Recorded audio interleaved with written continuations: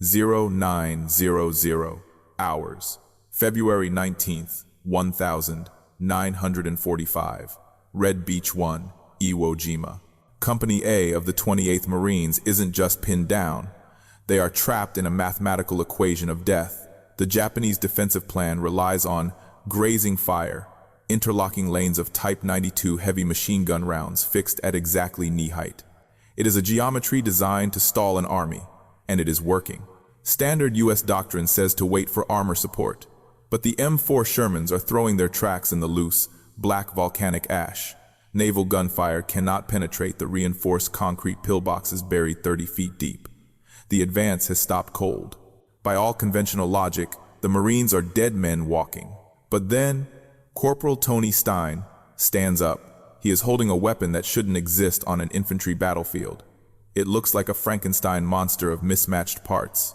And when he pulls the trigger, it doesn't make the slow, rhythmic thump thump thump of a standard American machine gun. It screams like tearing canvas. In his hands is a salvaged aircraft cannon, firing at a cyclic rate of over 1,200 rounds per minute, 3 times the speed of anything else on the beach. He is holding the Stinger, but to understand how a 2-3-year-old toolmaker ended up fighting a ground war with a scavenged airplane gun, we have to go back to a pile of scrap metal in Hawaii. That pile of scrap metal in Hawaii wasn't just debris. It was the only answer to a tactical crisis the Marine Corps refused to admit it had. To understand why Corporal Tony Stein was willing to carry a weapon his own officers called a death trap, you have to understand the specific mechanical failure of American infantry doctrine in 1945. On paper, the United States Marines were the most modern fighting force in the Pacific. In reality, they were walking into the most fortified island on Earth with one hand tied behind their backs. The problem wasn't courage, it was weight. The backbone of American firepower was the Browning M1919, a 4 light machine gun. It was a marvel of engineering, reliable, rugged, and accurate. But it was a defensive weapon fighting an offensive war. The gun alone weighed 31 pounds. The tripod added another 14 pounds. That is 45 pounds of Parkerized steel that had to be lugged through soft sand, set up, leveled, and loaded before it could fire a single shot. In the jungle warfare of Guadalcanal or Bougainville, this delay was manageable. But Iwo Jima was different. The Japanese commander, General Kuribayashi, had stripped the beaches of cover. He turned the island into a flat, open killing ground. If a machine gun crew stopped to deploy their tripod, they were dead. If they tried to fire from the hip, the 31-pound weight made the weapon sluggish and inaccurate. It was an anchor made of steel, dragging the assault squads to a halt. The alternative was the BAR, the Browning automatic rifle. It was light enough for one man to carry and fire on the move. But the BAR had a fatal flaw of its own, a 20-round box magazine. A Marine could empty a BAR in under 2.5 seconds. Then came the silence. That 3-second pause to reload was the window of opportunity the Japanese were waiting for. The Japanese knew this. They had done the math. Kuribayashi's defense relied on the Nambu Type 92 heavy machine gun. The Marines called it the woodpecker because of its distinct, stuttering rate of fire. These guns were not mobile. They were encased in reinforced concrete pillboxes, cooled by large oil reservoirs, and fed by seemingly endless strips of ammunition. They didn't need to move. They just needed to wait. When a Marine squad advanced, the woodpeckers would open up from concealed positions. This is the concept of fire superiority. To move forward, you have to put more lead in the air than the enemy, forcing them to duck. That is the only way infantry survives. But with the slow-to-set-up M1919 and the constantly empty BAR, the Marines could not achieve fire superiority. They were being outvolumed. Tony Stein saw this failure not as a tragedy, but as a design flaw. Before the war, Stein had been a toolmaker in Dayton, Ohio. He worked at Delco Products, machining parts to tolerances measured in thousandths of an inch. He possessed what you might call the machinist's eye. Where other soldiers saw chaos, Stein saw inefficiency. He saw a logistical bottleneck where the time it took to reload or deploy a weapon was costing lives. He had seen it first on Bougainville. He watched machine gun crews struggle to keep up with the riflemen. He watched them die while fumbling with tripods in the mud. He knew that a Marine squad needed a weapon with the belt-fed capacity of the heavy M1919, but the portability of a rifle. He needed a weapon that could suppress a concrete bunker instantly, without setup time, and keep firing long enough to let the demolition teams get close. The Germans had solved this in Europe with the MG-42, a belt-fed buzzsaw that one man could carry. But the Marines in the Pacific had nothing like it. The Ordnance Department said such a weapon was impossible to issue. They said a light, high rate of fire machine gun would be uncontrollable and would consume too much ammunition for a single soldier to carry. Stein disagreed. And so did his platoon sergeant, Mel Grevich. Grevich was a career Marine who didn't care much for the Ordnance Department's manuals. He and Stein began looking for a solution outside the standard infantry arsenal. They didn't look to the armory. They looked to the airfield. They looked at the wings of the wrecked Douglas SBD Dauntless dive bombers piling up in the scrapyards of Hawaii. Inside those wings sat the AN M2 30 caliber machine gun. It was a variant of the Browning design, but it had been stripped of every ounce of non-essential weight to fly. The receiver was drilled out like Swiss cheese to shave off grams. The barrel was essentially a thin steel straw, designed to be cooled by the 300 mile-per-hour slipstream of a diving aircraft.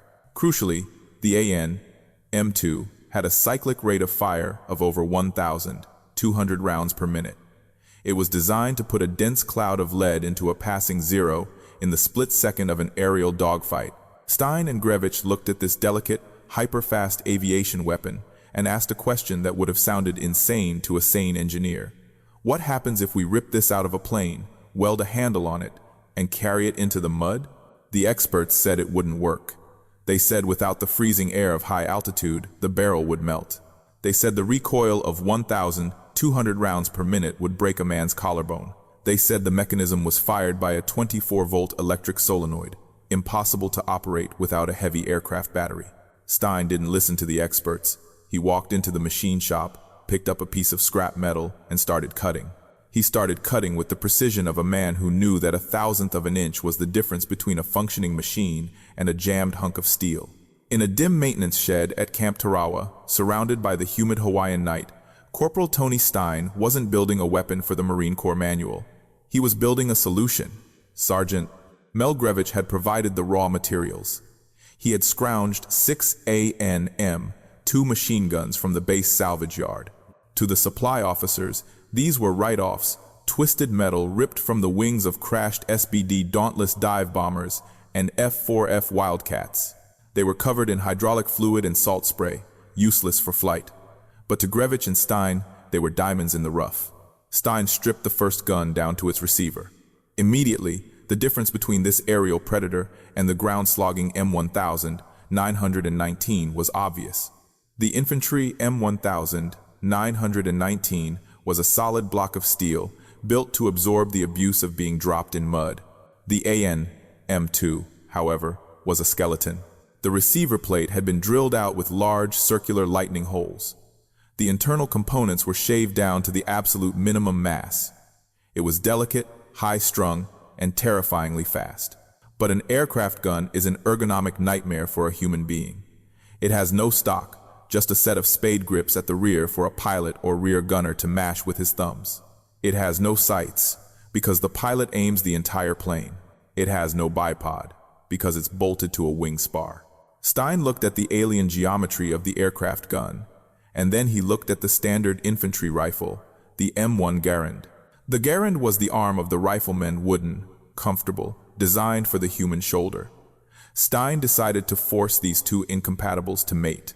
He took an M1 Garand buttstock and brought it to the lathe. He hollowed out the wood, carving a channel deep enough to accept the recoil buffer tube of the aircraft gun. It was a violent modification. The wood had to be shaved, thin, barely containing the steel mechanism. He fabricated a mounting bracket from scrap sheet metal, drilling and tapping holes where none existed, forcing the sleek aircraft receiver to seat firmly into the infantryman's shoulder stock. Next came the front end.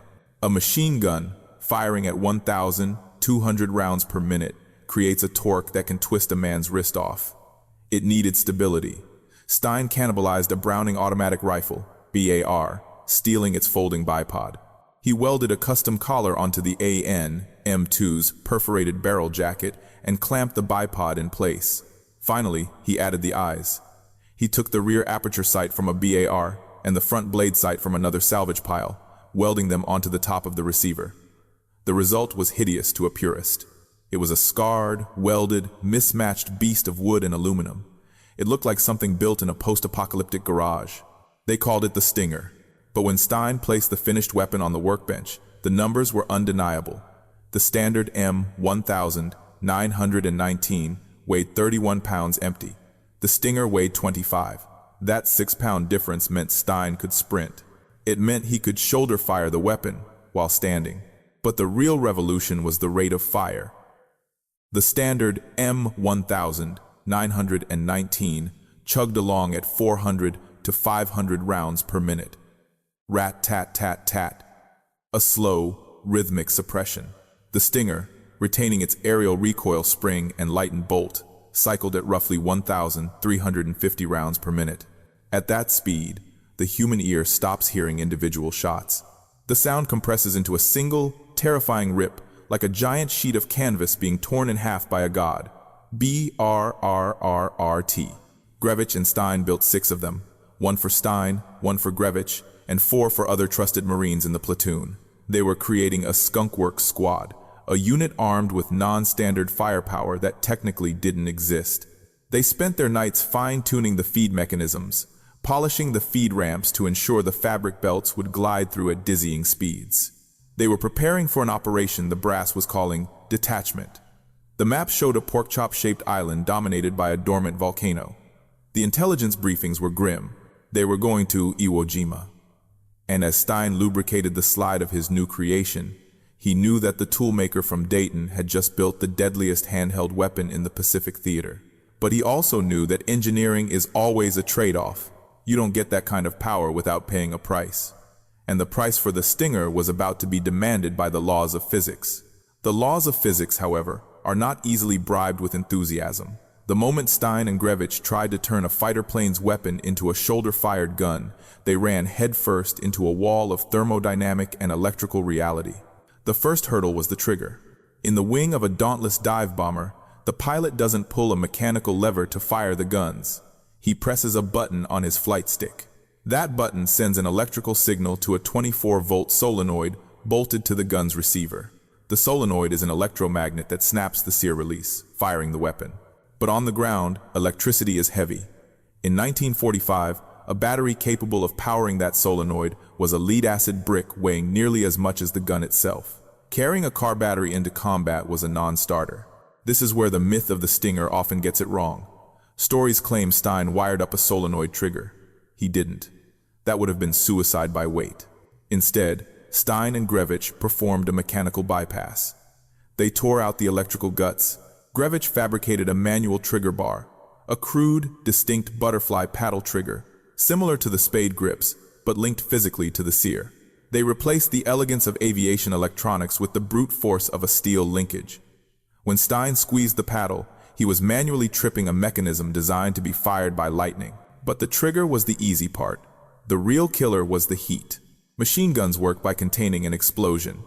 That explosion generates friction and thermal energy. The standard M1919 had a thick, heavy barrel designed to soak up that heat like a sponge. It could fire 400 rounds a minute for a long time before the steel got soft. The AN M2, however, was an anorexic. Its barrel was a thin-walled tube, barely thicker than a rifle barrel.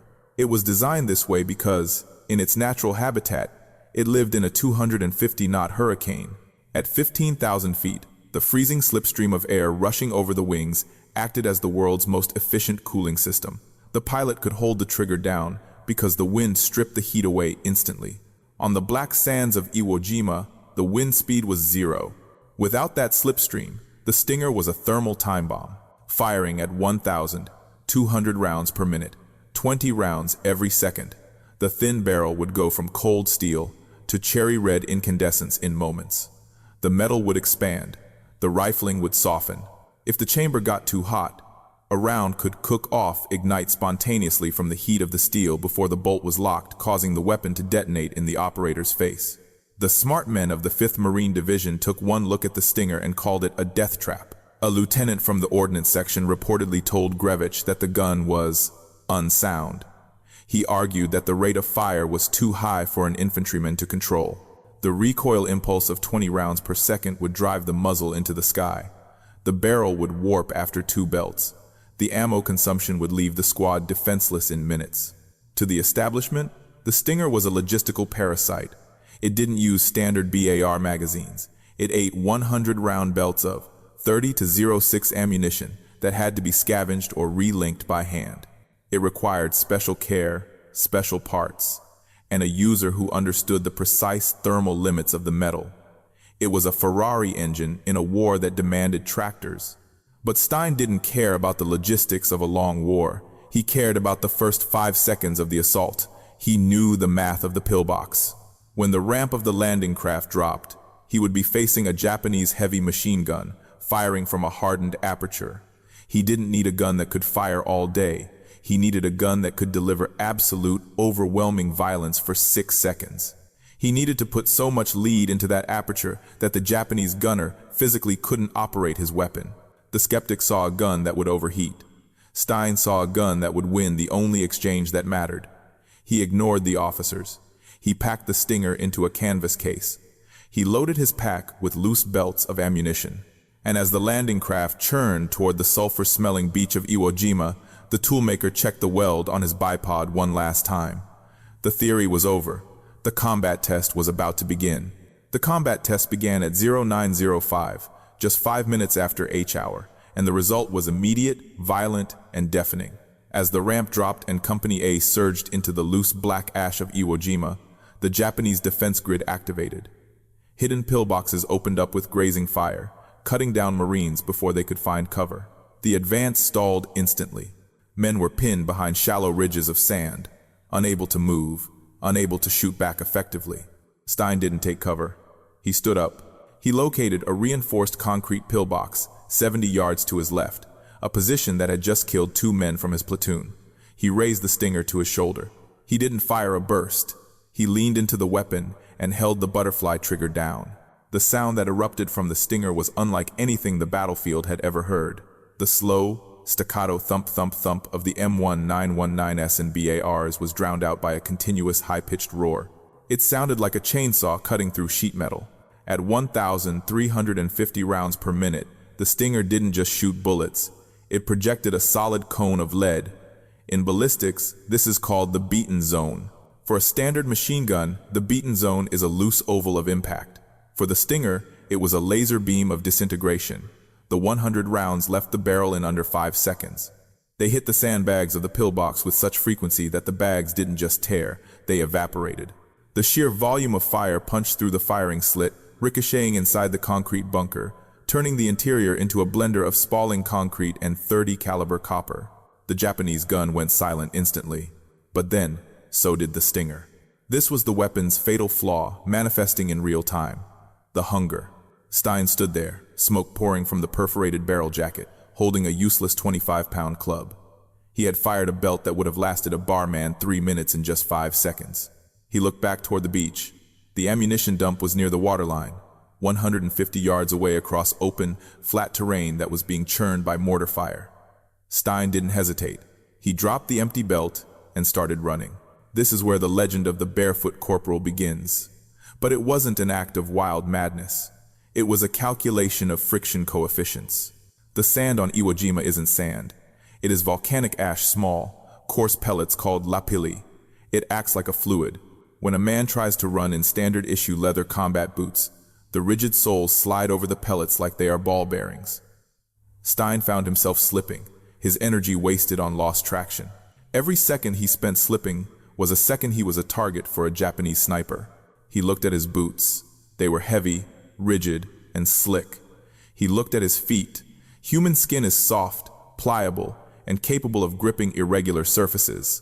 Stein sat down in the middle of the mortar barrage and unlaced his boots. He threw them into a crater. He threw his helmet away to shed another 2 pounds. He stood up, barefoot in the razor-sharp volcanic shards, and sprinted. The difference was immediate. His toes splayed into the ash, finding purchase where the leather had failed. He cut minutes off his round trip. He reached the supply dump, grabbed 2 fresh belts of ammunition, 1 in each hand, and sprinted back to the front line. But Stein didn't just bring bullets. On his way back to the beach, he saw a wounded Marine bleeding out in the open. Stein slung the man over his shoulder, carried him to the aid station at the waterline, grabbed his ammo, and ran back to the fight. This became his loop. The 10-second window. Run to the line. Identify a pillbox. Fire for 5 seconds. Destroy the target. Run to the beach. Carry a wounded man. Grab ammo. Run back. He did this 8 times. For the other Marines of Company A, it was a spectacle of impossible stamina. They watched a barefoot man, covered in sweat and black grit, running back and forth through the kill zone like a commuter trying to catch a train. But for the Japanese defenders, it was a nightmare. Every time that high-speed roar started, another pillbox died. The Stinger was suppressing positions faster than the Japanese could traverse their guns. Stein was single-handedly creating a breach in the impenetrable defensive line, but the weapon was suffering. By the 5th run, the barrel was glowing a dull, angry red. The heat was radiating through the handguard, blistering Stein's hands. The oil on the receiver was smoking. The steel was expanding, threatening to seize the bolt. The Stinger was screaming in protest, operating far beyond the thermal limits of its design. Stein didn't let it cool. He loaded the 6th belt. The physics of the gun were failing, but the geometry of the battlefield was finally starting to change. The change in geometry wasn't subtle. It was measured in yards of black sand reclaimed from the enemy. By 1300 hours, the sheer acoustic violence of the Stinger had created a psychological bubble around Company A. The Japanese defenders, disciplined veterans who would charge into standard machine gun fire, found themselves paralyzed by the hypervelocity buzzsaw tearing through their positions. Whenever a Nambu firing slit opened, Stein flooded it with copper. This suppression bought the most valuable currency in war, time. Because Stein kept the Japanese heads down, the demolition teams could move up. Marines carrying satchel charges, canvas bags stuffed with 20 pounds of high explosives scuttled forward under the arc of Stein's fire, tossed their charges into the pillbox apertures, and sealed the tombs. Stein was no longer just a rifleman. He was a one-man regiment. By his 8th trip to the beach, the scorecard was staggering. He had run nearly 3 miles in total, barefoot, through a mortar barrage. He had carried 8 wounded Marines to safety, men who would have otherwise bled out in the ash. He had ferried hundreds of pounds of ammunition back to the line, but the cost of this performance was visible in his hands. The Stinger was dying. The weapon had fired thousands of rounds in a few hours, a duty cycle that would have stressed a water-cooled heavy machine gun. The Stinger was air-cooled, and there was no air. The barrel had transitioned from a dull red to a sickly, translucent purple. The heat was so intense, it had begun to char the wood of the improvised Garand buttstock. The smell of burning oak mixed with the stench of cordite. The makeshift bipod was loose, rattling against the barrel jacket. The trigger linkage, that crude metal bar Grevich had fabricated, was starting to bind from thermal expansion. Yet, Stein kept pushing. He was advancing toward a complex of pillboxes guarding the approach to Motoyama Airfield, number 1. This was the key terrain. If the Marines took this, they could cut the island in half. Stein moved to engage a reinforced bunker on a ridge. He stood exposed, trusting the volume of fire to protect him. He squeezed the butterfly trigger. The gun roared, and then a violent metallic clang rang out. The Stinger flew from his hands. A Japanese gunner in a spider hole, just 40 yards away, had tracked Stein. A 6.5mm bullet from a Type 38 Arisaka rifle had struck the Stinger dead center in the receiver. The impact ripped the weapon from Stein's grip and threw it 6 feet away into the ash. Stein dove for cover behind a low ridge of sulfur rock. He was now unarmed. His hands were blistered, his feet were sliced ribbons of flesh, and his weapon lay in the open, smoking in the sand. The Japanese gunner knew he had disarmed the buzzsaw. He cycled his bolt, waiting for the Marine to make a mistake. Most men would have crawled back to their lines. The weapon was broken. The excuse was valid. But Stein was a toolmaker. He didn't look at the Stinger and see a broken gun. He saw a jammed mechanism. He looked at the weapon. The belt was twisted. The feed tray cover was dented. But the receiver, the heart of the gun, looked intact. Stein took a breath. He didn't crawl away. He sprinted toward the gun. The Japanese sniper fired and missed, the round kicking up ash inches from Stein's face. Stein grabbed the searing hot barrel jacket, ignoring the burns, and dragged the weapon back behind the rocks. He didn't try to fire it immediately. He went to work. With bullets snapping overhead, Stein forced the bent feed cover open. He ripped out the damaged section of the ammunition belt. He ran his fingers over the feed pawls, the small metal teeth that pull the bullets into the gun. They were gritty with ash, but functional. He cleared the jam, racked the charging handle, and slapped a fresh section of belt into the tray. He snapped the cover shut. Stein stood up. The Japanese sniper, confident he had neutralized the threat, was lining up a final shot. Stein didn't give him the chance. He depressed the butterfly trigger. The stinger didn't jam, it didn't fail, it screamed. A burst of 50 rounds vaporized the sniper's position. Stein shifted fire to the main bunker, emptying the rest of the belt into the aperture. The suppression was total. A demolition team sprinted forward, tossed a satchel charge, and the bunker collapsed in a cloud of dust and concussive force. As the sun began to set on D-Day, the vindication of Corporal Tony Stein and Sergeant Mel Grevich was absolute. The weapon the officers had called a death trap had just cracked the hardest nut on Red Beach. The impossible trigger had fired. The fragile barrel had held. Stein collapsed in a shallow foxhole as the adrenaline finally drained away. He looked at the weapon resting beside him. It was a wreck. The stock was burned black. The metal was discolored. It was ugly, broken, and non-standard. But as he looked around his perimeter, he saw the faces of men from Company A who were digging in for the nightmen who were alive solely because that ugly machine had worked. The smart men back at headquarters had been wrong. The stupid idea had won. But the battle for Iwo Jima was only 1 day old, and the Stinger had one final price to exact, not from the enemy, but from history itself. History exacts its price through erasure, and for the Stinger, the erasure began the moment the shooting stopped. To the quartermasters and supply officers of the United States Marine Corps, the 6 weapons Mel Grevich and Tony Stein had built were not heroic innovations. They were administrative headaches. They had no infantry serial numbers. They had no spare parts catalog. They used ammunition belts that were technically allocated to the air wing, not the ground forces. When the battle for Iwo Jima finally ended in March 1945, the massive machinery of military logistics began to clean up the mess. Standard issue M1919s were collected, cleaned, oiled, and crated for the invasion of Japan. But the Stingers, those charred, bent, welded hybrids, were treated as scrap metal. Of the 6 original guns, not a single one is known to have survived. They were likely bulldozed into a pit or tossed into the Pacific Ocean, discarded like single-use tools that had served their purpose. The weapon that had cracked the Japanese line simply ceased to exist. Corporal Tony Stein almost suffered the same fate. On February 19th, after his 8th run to the beach, Stein finally collapsed. He had been hit by shrapnel in the shoulder and legs. The adrenaline that had fueled his barefoot marathon had worn off, leaving him unable to stand. He was evacuated to a hospital ship offshore, where he was bathed, bandaged, and placed in a clean bed. For any other soldier, the war would have been over. He had done enough. He had the $1 million wound, the injury that sends you home with your honor and your life intact. But Stein wasn't thinking about home. He was thinking about Company A. He knew that without the Stinger's suppressive fire, his platoon was back to the old, losing math of the standard infantry squad.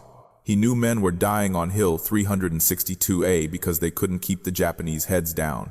So, on February 26th, Tony Stein went AWOL. He didn't run away from the war, he ran to it. He climbed out of his hospital bed, slipped past the orderlies, and talked his way onto a landing craft heading back to the beach. He had no weapon. The Stinger he had used on D-Day was destroyed or lost. He grabbed a standard M1 Garand and limped 6 miles uphill through the volcanic ash to find his unit. When he walked into the company, a perimeter, men looked at him like they were seeing a ghost. He wasn't there to be a hero. He was there to work. On March 1st, while leading a patrol to identify machine gun positions, the mathematics finally caught up with him. Stein stood up to draw fire, his signature move, the only way to spot a camouflaged enemy in that terrible terrain. A Japanese sniper, waiting for that exact moment, put a bullet through his heart. Corporal Tony Stein died instantly, just 10 days after his barefoot run into history. His death brings us to the most persistent myth of this story. a technical falsehood that has been repeated in documentaries, articles, and video games for 80 years. If you search for the Stinger machine gun today, almost every source will tell you that Stein and Grevich wired up a solenoid trigger to fire the gun. As a student of mechanical history, you need to understand why this is nonsense. The AN M2 aircraft gun was indeed fired by a solenoid, an electromagnet that trips the sear when energized by 24 volts of direct current. But in 1945, a battery capable of delivering that consistent amperage was a wet cell lead-acid block that weighed nearly as much as the gun itself. If Stein had used a solenoid, he would have been tethered to a fragile box of sulfuric acid. If he ran, the acid would spill. If the battery died, the gun was a paperweight. The truth is far more impressive. Stein and Grevich didn't use electricity, they used geometry. We believe, based on the few blurry photographs and the logic of the time, that they fabricated a mechanical sear trip. They likely drilled a hole through the side of the receiver, directly into the trigger housing group. They installed a physical lever, a steel bar linked to the butterfly paddle that physically pushed the sear down when squeezed. Why does this matter? Because wiring a button is a handyman's trick. Machining a mechanical bypass through hardened steel that bypasses the safety systems of an aircraft cannon is engineering. It proves that Stein wasn't just a grunt with a death wish. He was a master toolmaker who understood the internal anatomy of his weapon better than the designers did. He didn't hack the gun, he re-engineered it. When the Medal of Honor was posthumously awarded to Stein's widow, the citation struggled to describe what he had done. The officers who wrote it didn't have the words for a weapon that wasn't in the manual. The official text reads that he was armed with a personally improvised aircraft-type weapon. They couldn't even name it. The word Stinger appears nowhere in the official record. The weapon was gone. The man was gone. The name was forgotten. But the lesson of those 8 hours on the beach remained. Stein had proven that when the doctrine fails, the soldier must build a new reality. He proved that a toolmaker from Ohio could look at a perfect aircraft gun, see its potential for the ground, and change the course of a battle with a lathe and a welding torch. The Stinger was a flash in the pan, a brief, violent moment where American ingenuity outpaced American bureaucracy. And while the guns themselves rusted away in some landfill on Iwo Jima, the spirit of the Stinger was about to be reborn in a completely different form, in a different war, by men who had never even heard Tony Stein's name. Those men would eventually design the M60 and the M249 squad automatic weapon, standardizing the very concept that the ordnance officers of 1945 had declared unsound. Every time a modern infantryman charges a hill with a belt-fed machine gun in his hands, he is walking in the footprints of the barefoot corporal who proved it could be done. Tony Stein didn't just win a Medal of Honor, he won an argument with the future. He wasn't a superhero, and he wasn't a myth. He was a toolmaker from Dayton, Ohio, who looked at the rigid, heavy bureaucratic machinery of war and decided to void the warranty. He understood that the manual is written by men who sit at desks, but the battle is fought by men who kneel in the dirt. When the manual said, "Wait for tanks," Stein said, "No." When the manual said, "Wear your boots," Stein took them off. When the manual said, "Don't use aircraft parts," he built the deadliest weapon on the beach. His story teaches us the most dangerous lesson of military history, that true innovation often looks like madness to the establishment. It looks like a pile of scrap metal in a maintenance shed.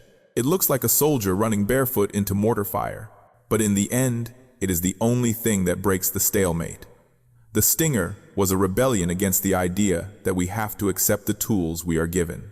It was a declaration that if the machine is broken, you don't complain about it, you build a better one, even if you have to do it in the dark, with a file in one hand and a welding torch in the other. If you want to understand the wars of the past, you can't just look at the maps. You have to look at the mechanics. You have to understand the friction, the heat, and the steel.